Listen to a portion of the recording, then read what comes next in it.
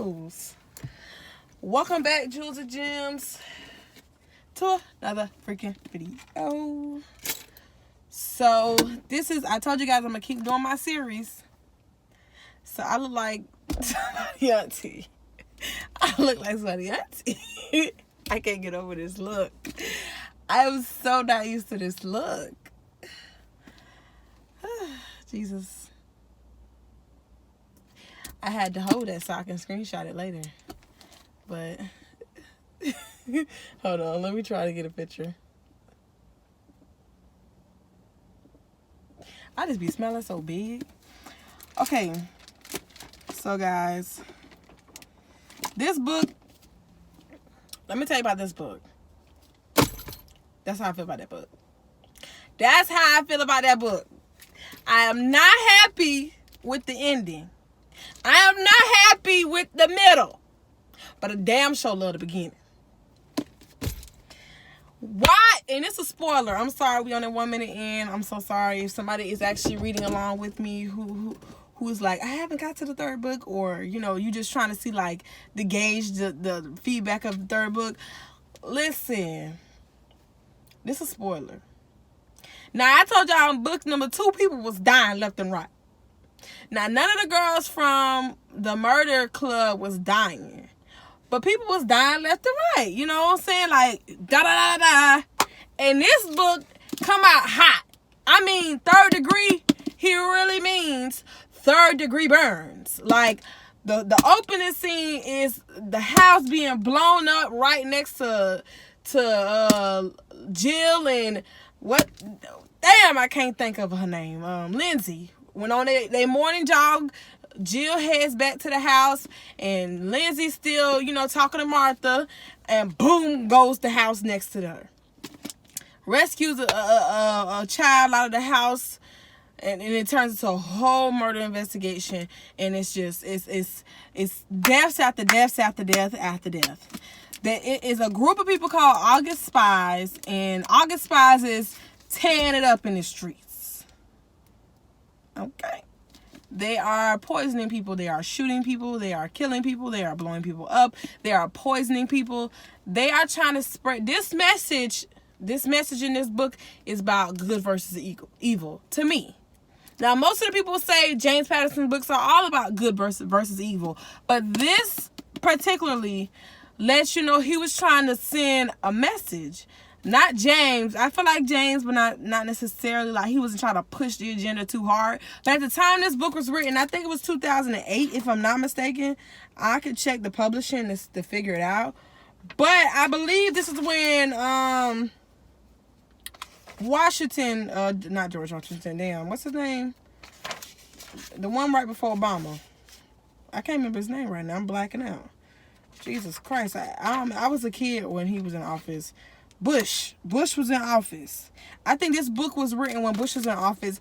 And of course, there was a lot of things going on. There was tensions with other countries. People was talking about, the mistreatment and all type of stuff was happening around that time. I was a kid, but I still remember that everybody wasn't too fond of George Bush.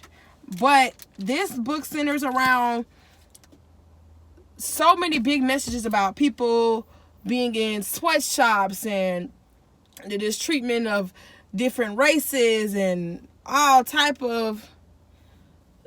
I can't put all of it into words because I literally have to read back. But the people were killing people because they was trying to send a message, say sorry for your wrongdoings, government.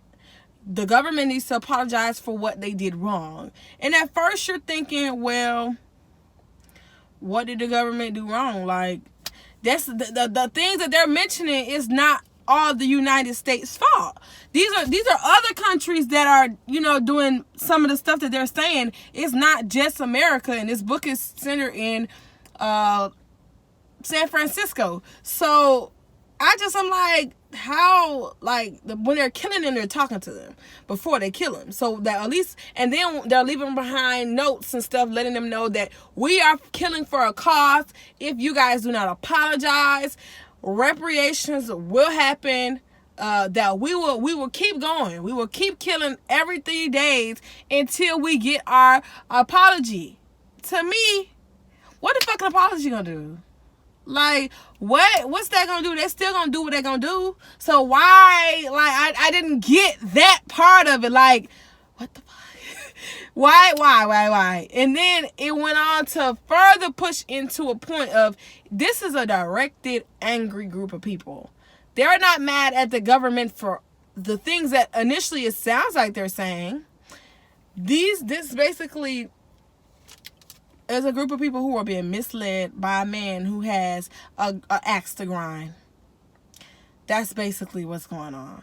They're being misled to believe that the world is evil and everybody is so wrong, and they're treating everybody in these terrible conditions all across the United States and all across these different countries. But little do they know, the person that's in charge of the mission, his brother was killed by the United States government in a FBI raid bust, because there was a whole slew of events that happened back in the 70s where it was a whole standoff and a raid, and the police were killed and innocent civilians were killed, and this person's brother survived, but their brother was killed back in the 70s, and he's revenging his death.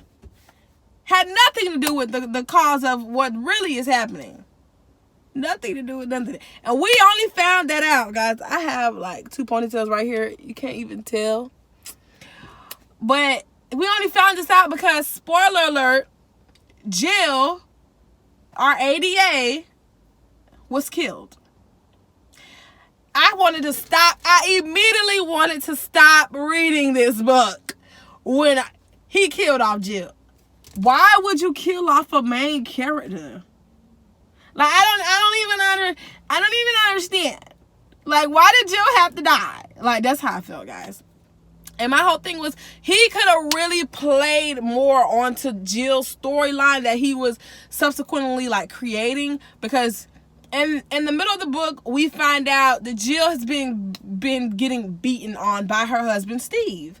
We did not know that.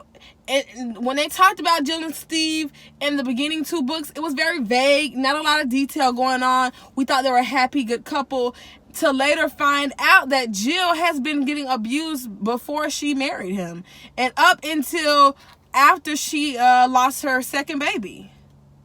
So I feel like the dynamic of Steve and Jill could have went on for at least another 2 to 3 books.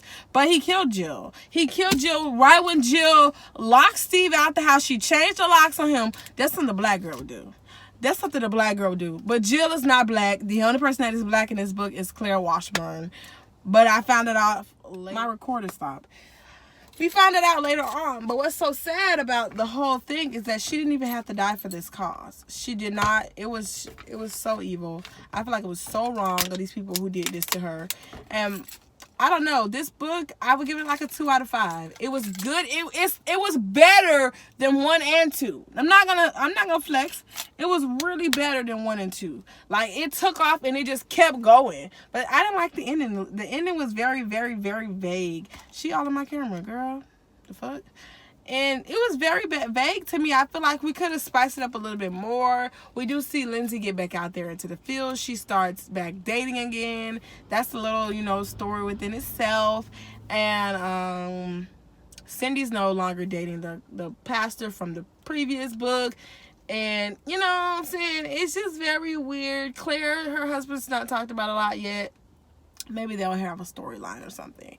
But, yeah, I don't know, guys. This book, I think maybe because Jill died, it kind of like, I was more so mad at the book than like, but it was so good. It was so juicy. It was so much action. If this was a movie, you would be on the edge of your seats every couple minutes, because it was so much juicy action, and you can physically, like, really visualize the shootouts and the poisoning and the bombings. It just was so graphic that you're like, I feel like I'm watching this on cinema type thing. Like, that's how I felt like I was watching this. But I believe my book is the 4th of July and the 5th Horseman. I've ordered those books already, and I believe they're here because I got a call from the library telling me my order is ready. So we're gonna start on the next book. But like I always say, Jewels and Gems, until next time, peace.